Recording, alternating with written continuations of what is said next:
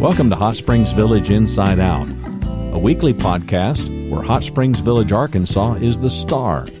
Join me, Randy Cantrell, and my co-host Dennis Simpson as we discuss the history, facts, people, places, events, lots more surrounding Hot Springs Village, Arkansas. Visit the website at hotspringsvillageinsideout.com.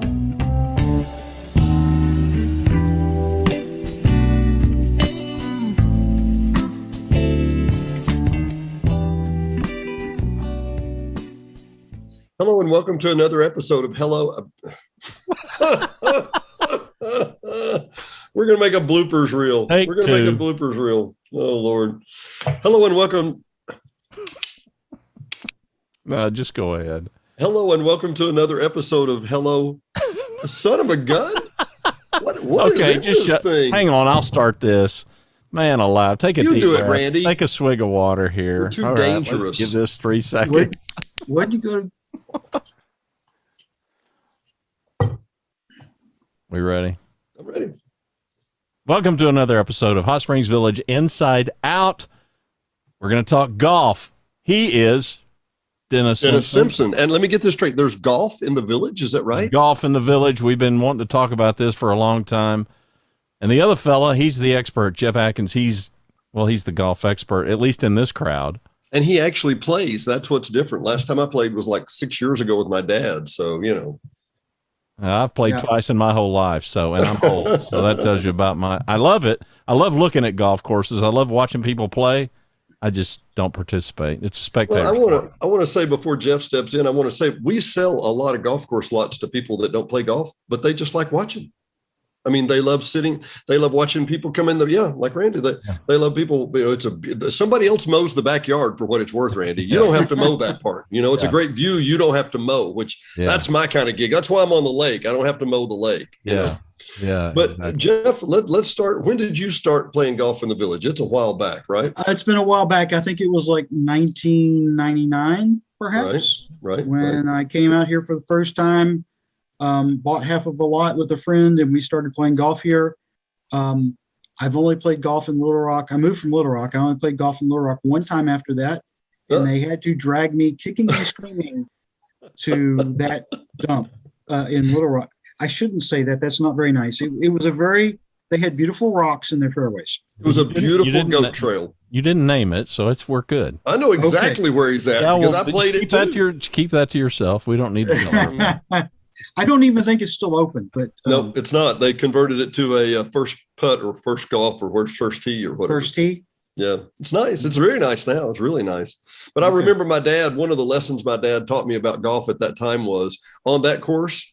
Now you're going to have to be careful because if you swing, the gravel can actually mess up your putt, your iron head here. And I'm like, oh, okay, so. Is this how they play at the Masters, Dad? You have to kick your ball over to the grass, find a grassy spot. But not quite. None of that here in the village. So let's start. We're going to go west to east.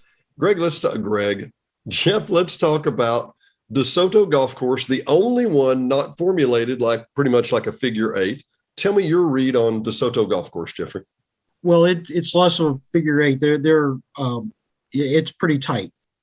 It's very different from the other courses, and if the holes run side by side, much more than other courses. And then, we'll get to Cortez next. It has a couple of holes that are side by side, but after that, they're much more spread out. But DeSoto was the first course here. It's a fun track to go play. It's one of the more recent places I've played, and I had a great time. It's not a pushover. You can play very short tees or you can play very long tees. I would not want to play that course from the back tee just because there are some pretty narrow spots and it can be pretty long from those back tees. And it is the oldest course in the village. And by that, a lot of people would think, oh, well, it's not in that great a shape or whatever. I said it's on par with anything in the village. It's a nice course. It's in good shape. And, the greens were reworked over the last 10 or 15 years or so. It's now Zoysia greens. They started out as bent, so now it's Zoysia. That, as a intermediate golfer, that doesn't matter much to me. They all play similar. Of course, you can tell the difference, but it doesn't affect the average person's game. I don't like one better than the other. You leave fewer ball marks on the Zoysia. The bin are softer, and they have to be watered in the summertime, so you can tend to get a lot of ball marks and foot traffic worn spots. So it's a great golf course.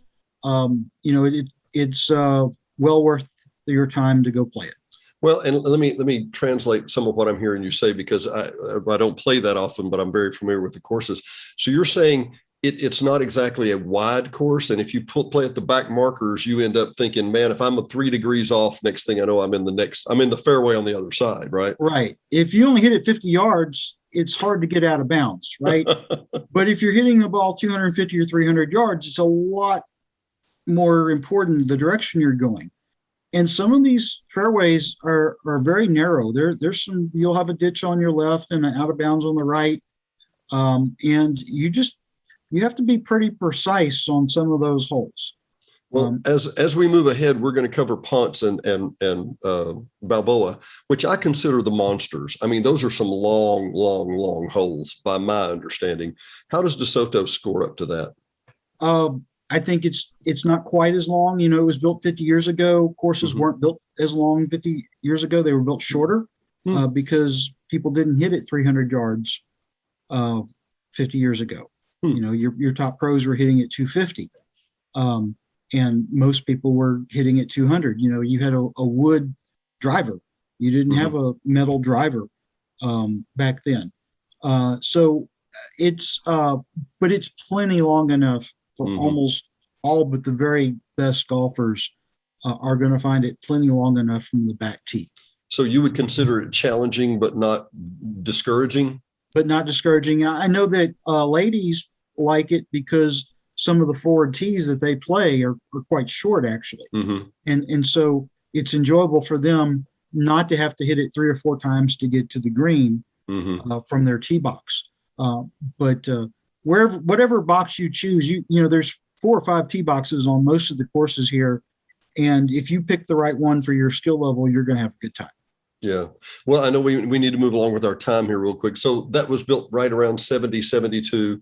I think 72 or 74. Yes. Yeah. And then Cortez was open in 78. Something like that. Yes. And I got to tell you, I think Cortez is one of the most underrated. It is drop dead gorgeous. You're looking out over the national forest. The 17th is it 17th, isn't it? 17th. Yes. That's the showplace hole that looks out over the Flatside Wilderness area. And oh my Lord, it's gorgeous. That said, it's kind of the orphan. I mean, as opposed to the rest of them, it's not in with the group, if you know what I mean. Well, it's a little out of the way. When I was coming here from Little Rock, I loved it. I loved the change in elevation. Again, there's some narrow holes. There's some holes that are side by side, like, for example, 10 and 11 and 12 are pretty tight. But other than that, it is kind of a figure 8, which means that you're going to have out of bounds in play on almost every hole. So that can be quite challenging. You used to see the pros on TV and they hit it 50 yards to the left and they're in the next fairway. Well, that doesn't happen here. You're hitting it out of bounds and you're going to have to re-tee, or, your buddies may let you drop up by where but then of course you're not a legal score. But depending on how many times you do it, they might let you drop in the fairway just to speed things along. But you're going to have to hitting it straight in the village is very key. On almost all the courses, Isabella's a little wider, but on almost all the courses, it's key to hit it where you're looking. You touched on something I want to talk about, and that is speed of play. That can be a big deal at certain times of the day, and then other times of the day, it doesn't matter at all. Right. In the afternoons, there's a lot of times in the afternoons, there's little traffic at the courses, especially in the summer when it's really hot. The locals are going to get out there first thing in the morning and get their round in when it's cooler. The afternoon rates are cheaper. So that's when I used to go out all the time and play in the afternoon. It was cheaper because I was coming from Little Rock anyway. But it is important that you keep up with your pace of play, especially in the morning.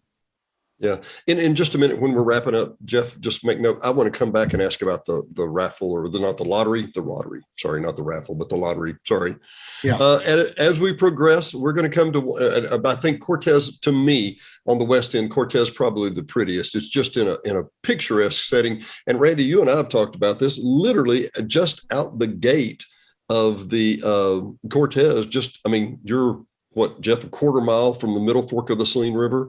Right. You don't even realize how close you are to the national forest and the timberland and everything. I mean, you're right on the edge, but it kind of feels that way, but you can't see it. But anyway, we'll move on. Let's go on to Coronado, which was the next one, which is, we would call it the executive, or what would you, the par course. 3? Yeah, what would you call that, Jeff? It's not a par 3. It's a par 62 executive course, which means there's no par 5s.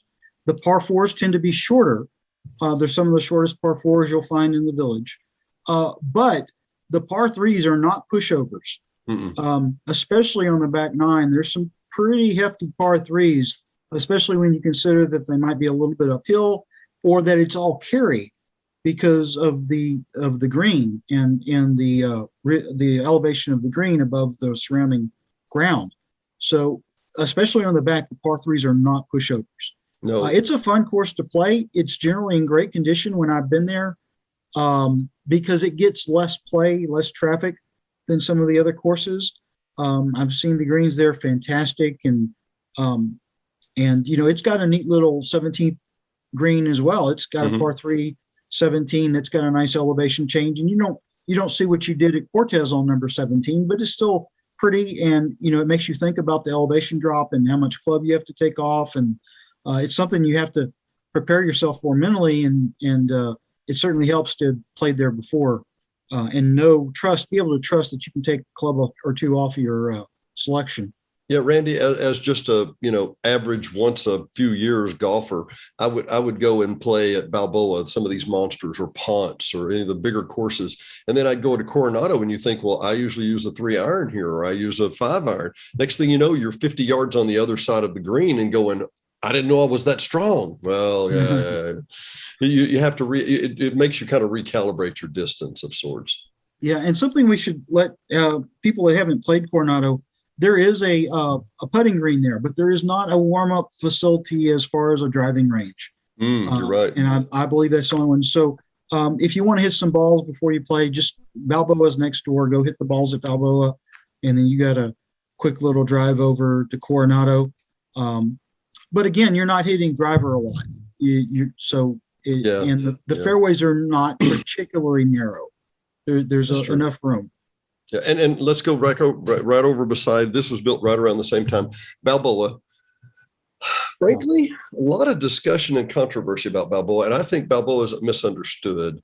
It's kind of been, at the time, that huge building was built as like a country club. It was the bomb at the time, and it was kind of country club living.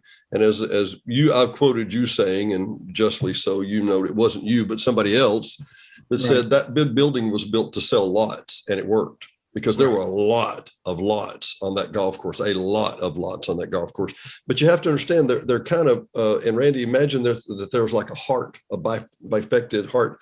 One side is Coronado, then there's a Goose Pond, Jeff, and then the other side is Balboa. But there's kind of a road. Danville Road. Danville Road. But there's kind of a bridge that goes across. So it's basically two halves. It looks like two pieces of a heart or whatever.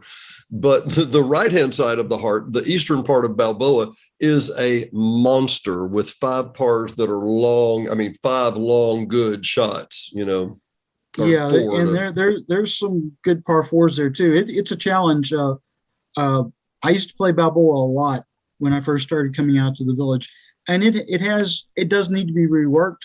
They have a lot of issues there underground as far as the watering and the water leaks that keep popping up. The water system wasn't installed to standards back when it was built, and Cooper compensated the POA for that oversight. But the POA never spent the money on something else. So how would that ever happen with government? I don't know. Randy, have you ever heard of such? No, never. Great. But that was actually Balboa was one of the reasons for one of the assessment increases, as we need to redo Balboa. And this was like in 2005, but they've kept the patchwork going. It's in fairly good shape. It will tend to be a little wetter in the wet weather. You might want to play it when it's been dry recently, but it's a fun course to play as well. The layout's great. There's a lot of people that say we need to redo the greens, but then there's a lot of other people that say the greens are in fantastic shape because the superintendent does such a good job with it. I find it very playable. The POA will do something eventually, just like Cortez was reworked. A lot of money was spent on Cortez to rework it at some point in the past, and at some point we'll do Balboa. At some point we'll fix the club, but it's in the meantime, go play it. You'll have a good time. Yeah, and correct me if I'm wrong. Are we not repaving the cart paths at Balboa right now? I don't know that. I don't know that. I haven't seen that, but I will point out that if you can't hit it straight, Balboa is a good place to go. It's wide. Maybe that's why I like it so much. That may be why you like it, and it's flatter. It's overall, it's a flat course overall. So you can see where your ball lands and rolls to, and that sort of thing. But there are ditches, there are lakes. I'm about to say a lot of really nice water elements. There really is. Yes. Speaking of water elements, now let's talk about Ponce. Oh my God. It ought to be called Ponce Springs, shouldn't it?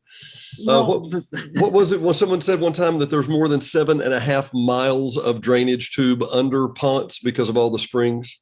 Well, there's a lot of drainage under Ponce, and even more was installed. In fact, that was one of the things that POA did with the Balboa money is we didn't have enough money to do Balboa, but we had enough money to fix some of the issues at Ponce. And when that was done, it really helped. There were places like carts hadn't been on number 1 fairway for years before they fixed the water issue there.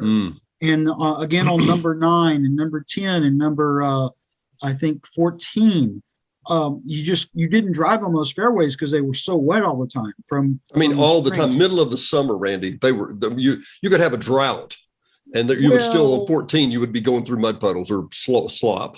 It just stayed soft.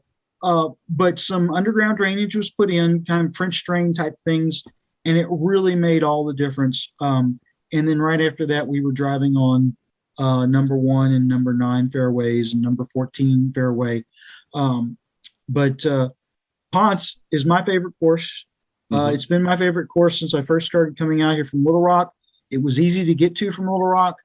It was long and narrow and a little hilly, but it didn't have a lot of water where you could lose a lot of golf balls. But is it not a power driver's course? Well, if you can hit it straight, it can be. But if you get on the black tee, the back tee at Ponce, it's a long, long way. And Ponce is the first course where we really had a celebrity open up the course because John Daly came and opened up that course way back when it was opened up, I guess in the early 90s. If I'm getting my time frame right. 92 or 89 or something like that. It was somewhere right in there. Yeah, we should have got ourselves a list before we started this. And then it has some celebrity appeal because when the Nationwide Tour was here, or the Nike Tour, whatever it was called at the time, that was held at Diamante. But the qualifier, the play-in tournament, was held at Ponce. And we had some people that are future PGA stars play that course. Really? Because they had to play that tournament to get into the main tournament at Diamante. It's my favorite. Absolutely. I think it always will be. I love playing there. And I wish I got to play there more often. It really, whereas it doesn't have the wilder mountains like Cortez does or whatever, it is beautiful. It is, profoundly beautiful. And like I said, it's a big, big course too, but that's one of my deals. And actually, there's a lot of, Randy, we've talked about, there's a lot of west versus east thing. Ponce is just far enough east that eastern people think it's their golf course, but middle of the village people say, hey, that's good to you too. And western people still go, yeah, we're going out to Ponce. That's our course too. It's kind of claimed by everyone. Well, let's move on. Oh boy. Okay. One of my very favorites is Magellan. Yeah. The Lake Balboa empties out into the spillway, comes down through Magellan, turns at the number 10, and goes through number 10, 11, 12, 13, 14. It is gorgeous. That particular group of holes to me, and I've never been there, Jeff, but it looks what I would think like Augusta would look like. It's just magnificent. It does. And if you play Magellan in the springtime, there's azaleas, there's the creek running, and that back nine does look, especially the first part of the back nine along that creek, really reminds you of playing Augusta National, or what you'll see at Augusta National.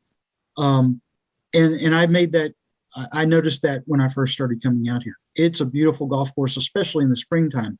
Now, I will warn you, in the fall, when the leaves are falling, it's one of the hardest places to find your golf ball. Because there are low spots. There are intentional low spots in the fairway for the structure of the course, and the leaves tend to pile up there. Oh. And so your ball may be bring a bright colored golf ball and maybe a rake. Or I actually had a friend that brought a leaf blower one time just to help himself out. Because, it's a 2-stroke penalty if you lose your golf. Well, let's be fair here. It's not like the grounds crew is not doing their job. But in the fall in Arkansas, they fall so quick. There's so many trees, you can't keep up with. You really, and they do a good. They do a good job. And they'll blow the fairways. But that means that you've got to hit it in the fairway, because sometimes towards the edge of the rough, that's where the leaves are. Yeah.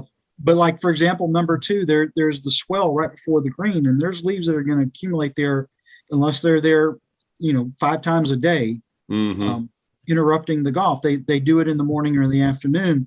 So bring a bright colored golf ball if you're playing Magellan in the fall. Well, and motivation to hit it straight. Exactly. Yes. And motivation. Yeah. Yes. Maybe lay off the beer a little, if you're going to, maybe not. Right, Jeff? Hey, listen, I want to mention real quick, Randy, because you've got to see this place. Jeff, is it the 13th? The 10th goes down, then it's 11 that goes out, 12 comes back, and 13 comes back? No? Well, you've got 10 as the par 4 where you first see the creek. Right. You have 11, that's the par 3 that goes over the creek. And then you go away from the creek, but you have a hill on your right and a lake on your left. Mm-hmm. And that's a short par 4. It's a drivable par 4 if you're playing your tee. But I've very rarely seen anybody on the green, just because you have the lake there and the traps and everything else. And then, so then we're to 13 is the par 5 that goes back on the other side of the lake, and you have to cross over the lake to get the green, right? Or go around the lake. You can go around the lake. Well, it was 11 that I was thinking of. Randy, I've got to take you here and show you. Yeah. We actually, we were walking scraps down through there one day. We'll like to walk the golf courses after hours or whatever. And especially they'll typically close one of the courses every week or every day. They'll have one of them out of rotation. And we were walking Magellan on number 11. And Randy, we stopped. I have Scraps with us, our dog. I looked down in the creek, and there is a 2-pound bass staring up at me through crystal clear water. It is literally, anyway, it's a fantastic place. Beautiful, one of my favorites. And this is one of my stories, Jeff, and you'll know this too. My dad and I, who are not that great of players, and we're certainly not, great speed players, but we would go out on a Sunday afternoon and play 9 holes, and not see anybody ahead of us or behind us the entire time. And if you're not that great a golfer and you don't want to feel stressed and you want people breathing down your neck, that's a really important thing. Jeffrey, I'm going to leave this next one all to you because I've never played it. I know a lot about it, but Diamante is a country club inside a country club of sorts. Yes. Tell me about Diamante and what it's like to play there. Wow. It's a monster. I mean, really? This course is long from the back tee where the pros played it when the pros came here for several years. And, one of the things that's different about Diamante that I noticed is the greens are offset. So you might have, whereas at Ponce, you might have a round green or an oval green. At Diamante, that oval is offset.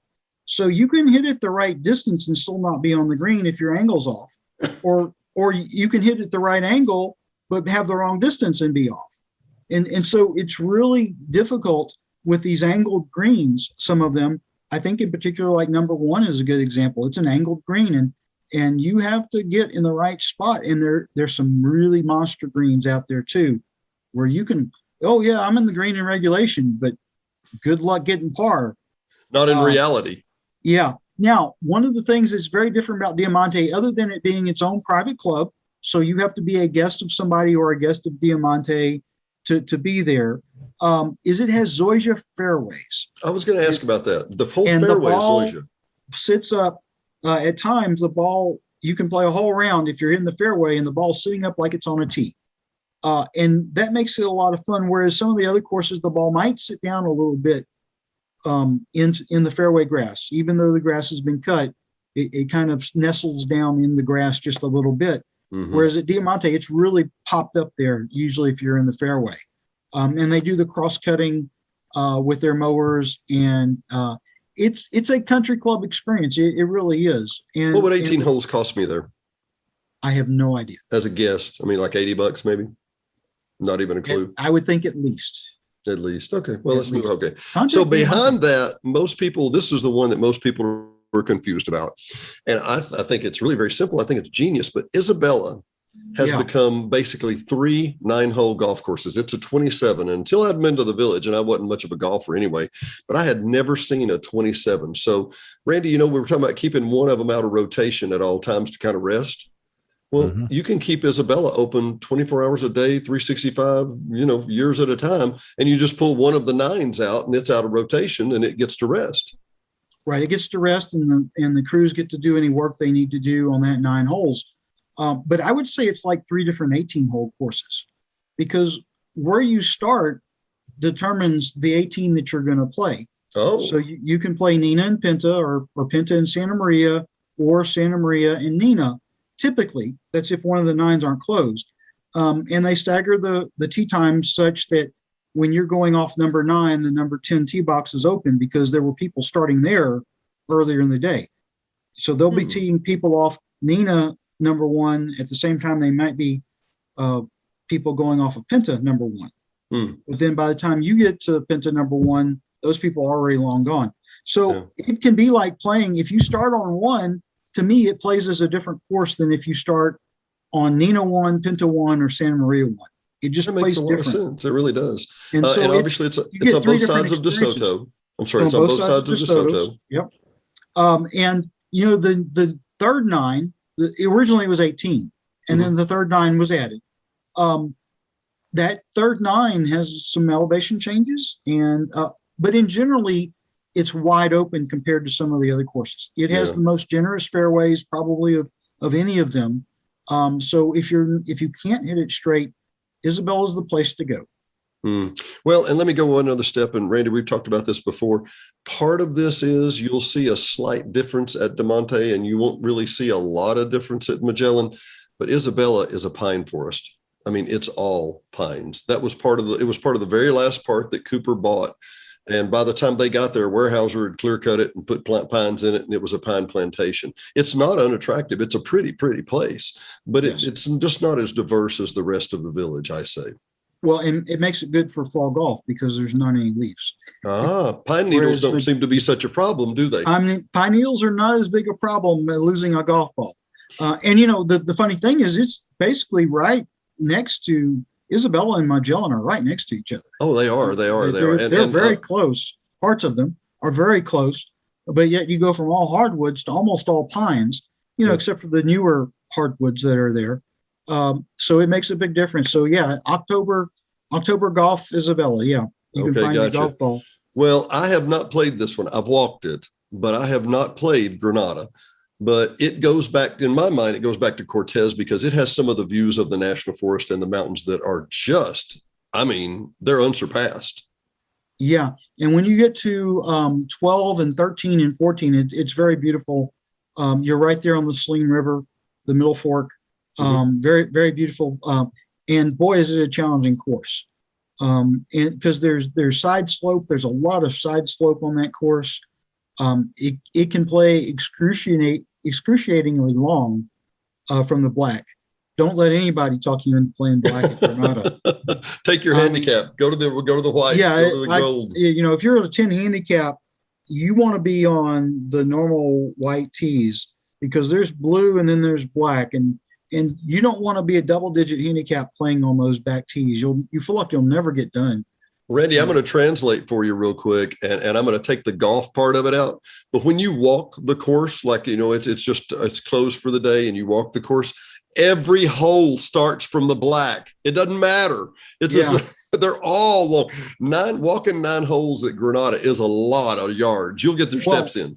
And there's a lot of distance between tee boxes and greens. So you can get to the number 1 green, and then it might be 200 yards to number 2 tee box. Wow. You don't want to be walking that.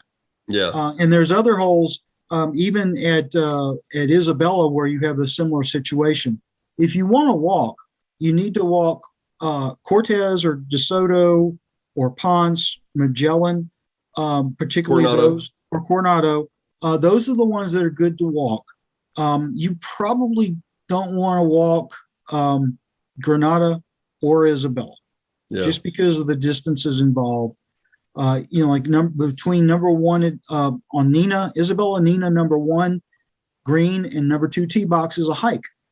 Between the number 3 green and the number 4 tee box is a huge, it's got to be 500 yards. Mm-hmm. You go through a tunnel, you go underneath DeSoto. Yeah. So you do not want to be walking those courses. You need to be in a cart. Yeah. And just for time factor more than anything, it would take you 20 minutes just to walk to the next tee box. What's the par on Granada, just for reference? Well, they're all 72 except for Coronado. Let's give a shout out. And Randy, I do want to tag this one when we can. Mr. Tom Alt is the king of golf design in Hot Springs Village. The village is a testimony to his ability. Every course in the village was laid out by Tom Alt. And I don't know what the deal was with the Coopers or whatever, but he's an extraordinarily talented man. And good Lord, what a tribute to him for the entire thing. Right. And where you have an architect on a house that will always build something that looks similar, that you can tell it's theirs, you can't tell that it's his. They are unique. And part of that's the geography.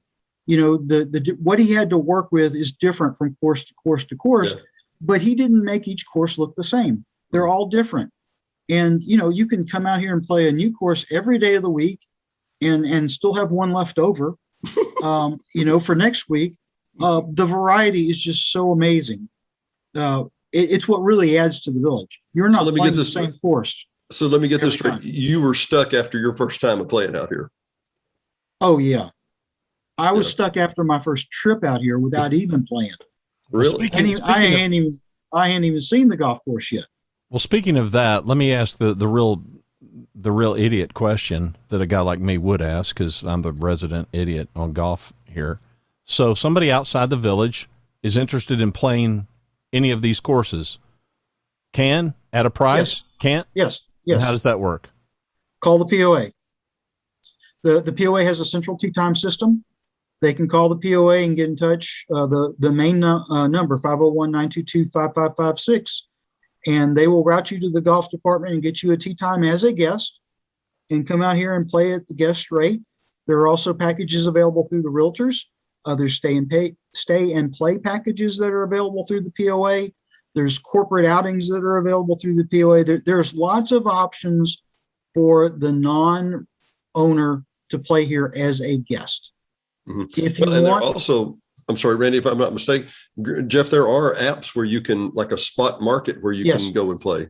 Right. They're also available. Before COVID, they were available on things like Golf Now. I don't know the exact websites or even if I should mention them, but there were wholesalers that would, the POA would list their unsold tee times a few days in advance. Now that stopped with COVID. I don't know if it started back up, but you can always call the POA directly. And once you've been here and you've seen what a huge value it is and you want to come back, that's when you get your membership or you buy a lot or you buy a house.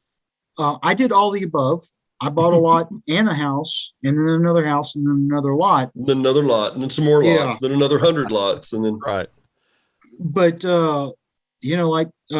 like the advertisement used to say, you're going to love it. And if you're a serious golfer that is looking to retire, this is someplace you've got to check out, because the only thing that compares to it that I've seen in the United States is the Villages in Florida. Yeah. But that's way more expensive. And gosh, it's hot all the time. It's in Central Florida. It's a beautiful place. I've been there a couple of times. But most of the courses there are executive courses. Like we have our executive course. A lot of their courses, the ones that they promote is free to play for the rest of your life, are executive courses. They're not the par 72 courses that you really want to play. And those get expensive, I think, pretty quick from what I've seen. But if you're getting close to retirement or you're in retirement and you want to play some golf in your retirement, you've got to check out Hot Springs Village. Yeah, especially if you like a little elbow room. I mean, the Villages is nice, but they look pretty tight to me. And Dennis, you wanted to cycle back around to a lottery of some sort? Yeah, Jeff, tell us about how if you're a member owner here in the Village and you want to get a 8 o'clock tee time, what do you do? Okay, well, if you're a member owner from anywhere, you can go online and look and see what's available for tee times and get your own tee time, or you can call a golf course, or you can call Central Tee Times that I just mentioned. Now, there's preferences actually given to out of the local area people, so that if you live out of the area, you get a few advanced tee times each year so that you can plan your trip and you know that you can get on the course when you want and where you want.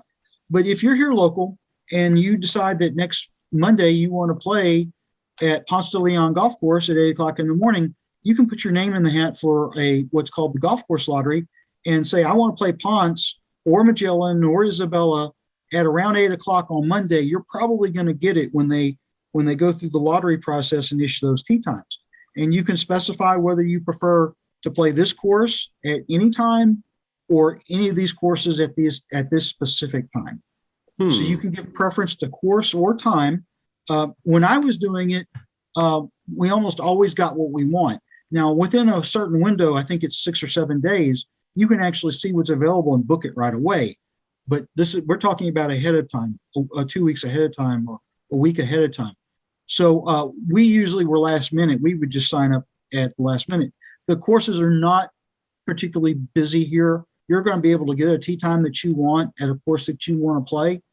And it may not be at 7:30 in August.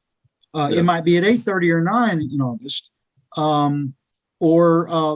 used to like to play in the afternoon when it was less crowded.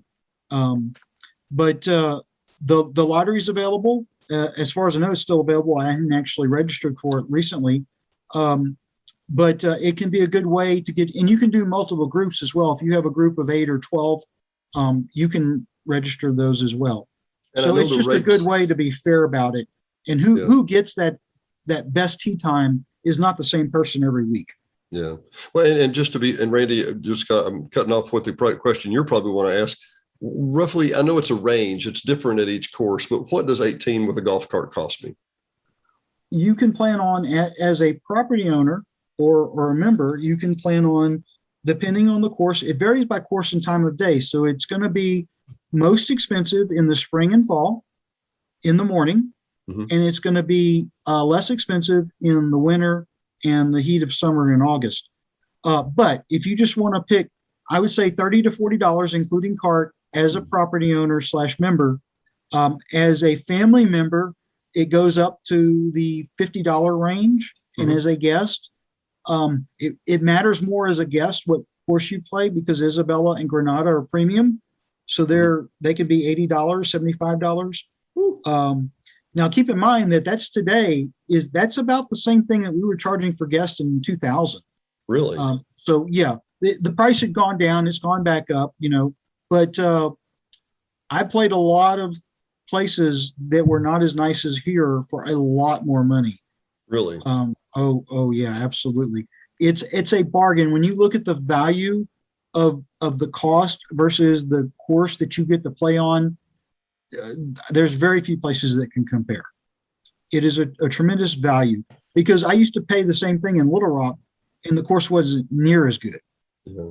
Randy, did you have any other questions? Lessons. I've got questions about lessons. So do all of the courses, I mean, is there any kind of instruction? Yeah, there's several pros here that are employed by the POA, and they give lessons. You would have to contact them directly. Particularly, there are certain places that are better for lessons. Magellan's a great place for lessons, because we didn't mention Magellan was started as a 3-hole practice facility. And I know hole 1 and hole 9 were part of that, but I don't remember. I guess it's hole 6 is the par 3 behind the driving range. Magellan has the best practice facility. We should have mentioned that when we were talking about it. Several chipping greens, a big teeing area, Great driving range. It's a great place to go practice. So I'm sure there's lessons going on there. The other large practice facility is at Granada. It's a little bit away from the clubhouse, but you can park there directly. You can park your car right at the practice range, and get your tokens. You have your tokens and get your range balls. It's a great practice facility, but there are lessons available from the pros here in the village. All right, well, I tell you what, I think we've covered everything. I'm telling you what, I've been coming and going here 20 years. I just learned things today, by the way. Thoroughly impressed. Yeah, so much for that. We thought we could do this in 20 minutes or so. There was a lot more to talk about, but it's good. It's good. I appreciate it's fantastic. I think we're actually going to have to think of more things to ask Jeff to be the expert on, because, man, he's a good guest. Yes, he is. Thanks, Dennis. Yes, he is. Seriously. Well, I'll tell you what. That's our golf review for this week, or for this episode, for Hot Springs Village Inside Out. You can come see us at hotspringsvillageinsideout.com or HSV Inside Out. And for Dennis Simpson, Randy Cantrell, and Mr. Jeff Atkins, thank you for joining us today. Thanks for listening to another episode of Hot Springs Village Inside Out, a podcast where Hot Springs Village, Arkansas is the star. Please subscribe to the podcast. You can do that by visiting our website, hsvinsideout.com. And tell a friend.